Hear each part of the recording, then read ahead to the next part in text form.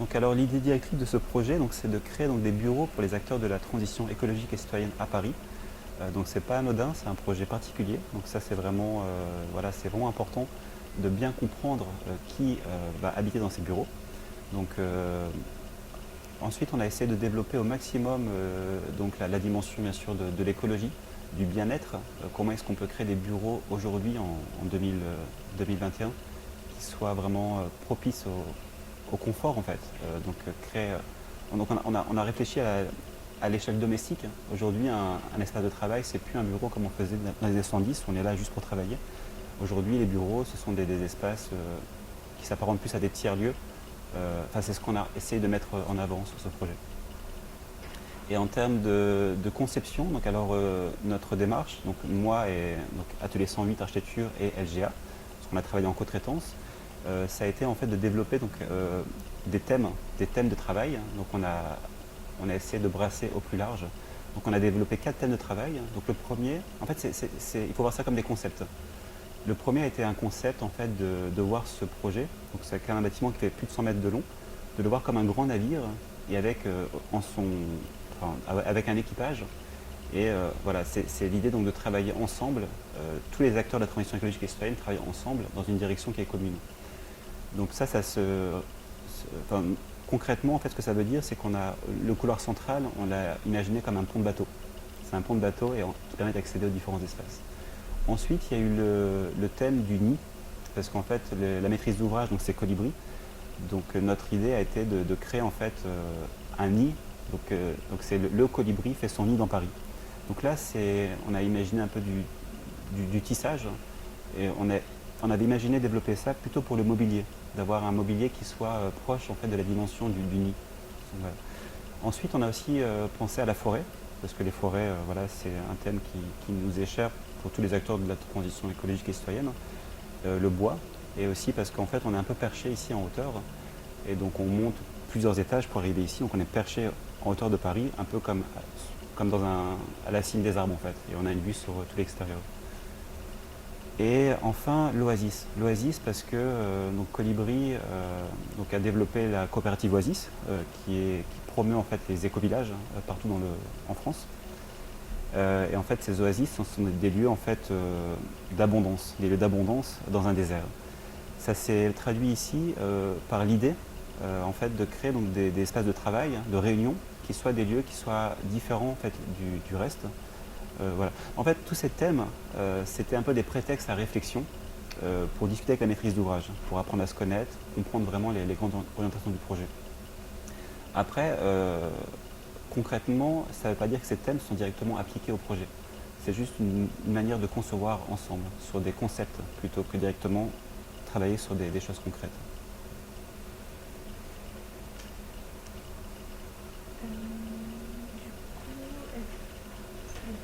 Par rapport à la méthodologie, comment ça s'est passé, comment ça s'est déroulé, etc.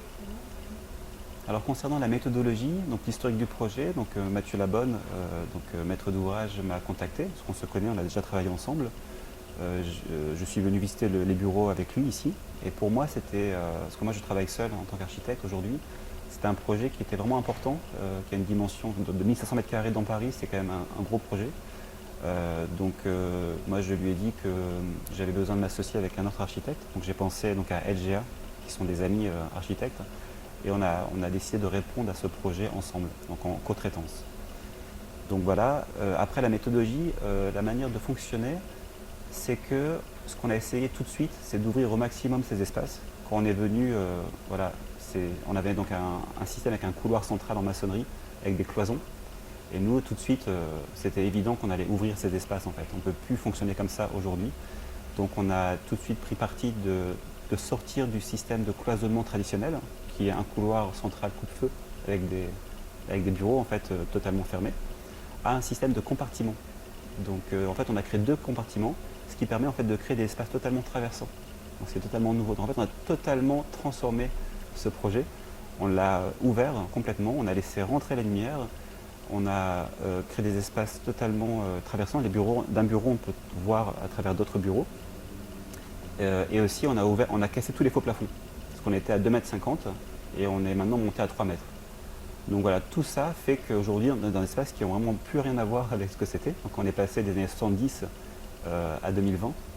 Et voilà, donc c'est plus lumineux, c'est plus transparent, les matériaux sont écologiques, il y a plus d'espace, plus de volume, donc on se sent mieux. Plus serein. Plus serein. Super. Alors, dernière question.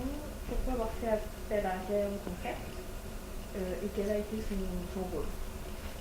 Alors on est très très content d'avoir travaillé avec Carré Concept. Je dirais surtout parce qu'en fait chez Carré Concept ce sont des architectes. Et donc le Carré Concept conçoit. Ce ne sont pas seulement des personnes qui vont réaliser, donc il y a aussi des concepteurs, ils ont l'habitude de concevoir eux-mêmes. Donc en fait dans le dialogue ça facilite beaucoup les choses. En fait on parle d'architecte à architecte, donc on se comprend, on a le même souci du détail, des finitions.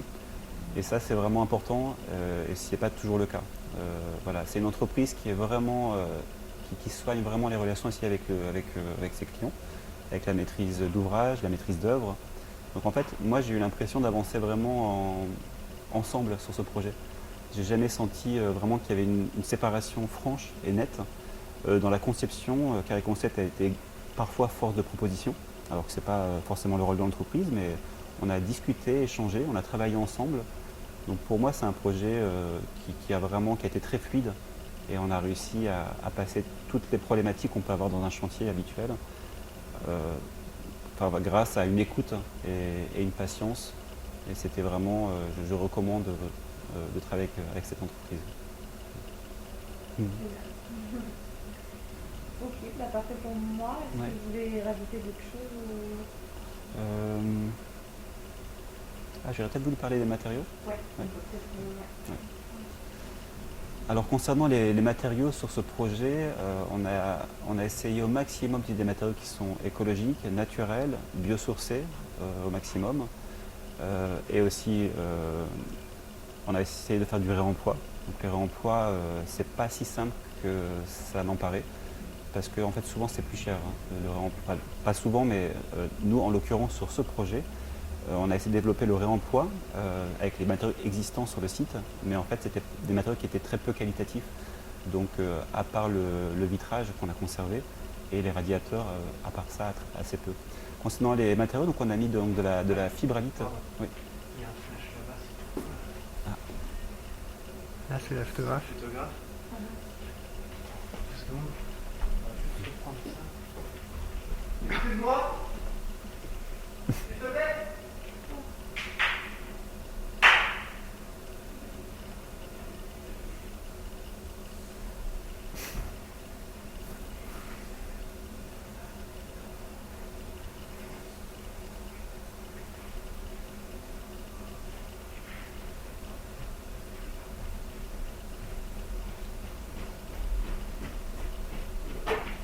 Voilà, désolé.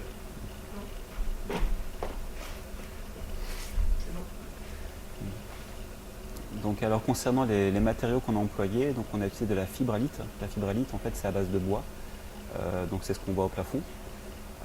Donc c'est super au niveau de l'acoustique, c'est une très bonne acoustique, c'est aussi thermique également.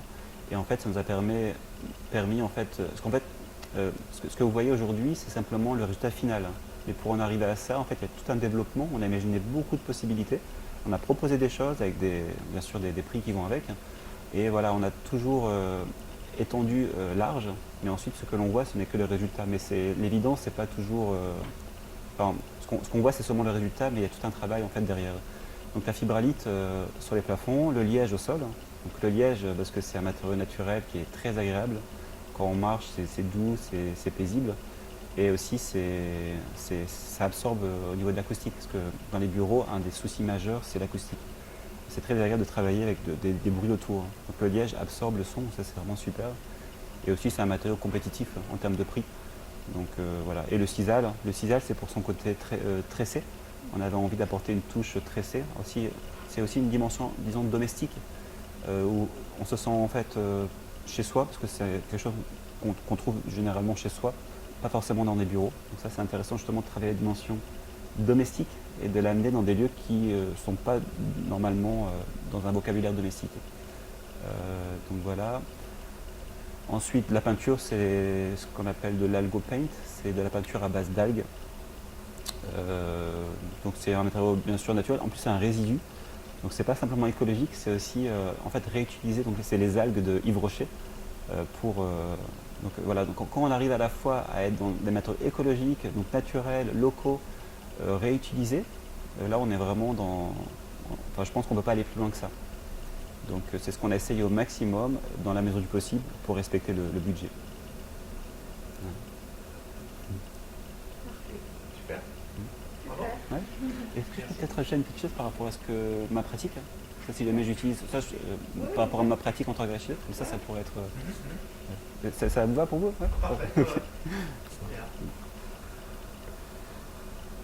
Donc voilà. Donc en fait, moi en tant qu'architecte, je travaille sur des projets. Donc non, ça- je recommence. Tu peux me poser la question, ça va mieux, comme ça après je peux enclencher. Est-ce que vous pouvez vous présenter Ouais. Alors moi donc je suis architecte, j'ai créé mon agence en 2014, donc je travaille seul, souvent en co-traitance avec d'autres agences d'architecture. J'ai travaillé sur des projets de construction écologique, des maisons en paille, ossature bois, surtout sur des phases de conception, plus que sur des phases de chantier, parce que je me sens plus comme concepteur, étant issu des arts appliqués, de l'architecture d'intérieur et ensuite de l'architecture. Je suis plus à l'aise dans la conception que la réalisation. Mais sur la réalisation, dès que je peux, j'essaie de le faire, mais en fait le chantier prend tellement de temps et d'énergie que ça limite après la part de conception sur d'autres projets. Donc j'oriente mon activité sur cette phase qui est la conception.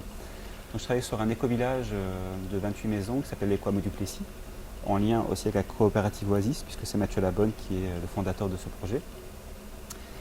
Et là actuellement je travaille sur un projet d'un château, un château dans la Drôme qui s'appelle le château Pergot. Donc c'est un château de plus de 1500 m² habitables, de 30 chambres qu'on réhabilite en habitat participatif. Ce sera donc un château participatif. Voilà, et j'aimerais développer mon activité davantage sur les habitats participatifs en général, la construction écologique en particulier. Voilà, toute cette dimension qui pour moi fait sens aujourd'hui. Je ne peux pas imaginer concevoir en fait avec des matériaux qui résonnent pas en fait par rapport aux besoins d'aujourd'hui, de vivre plus en cohérence avec les valeurs, la nature, l'écologie. Super, Merci. merci. On a tout ce qu'il faut là. Ouais. C'était bien? Ouais.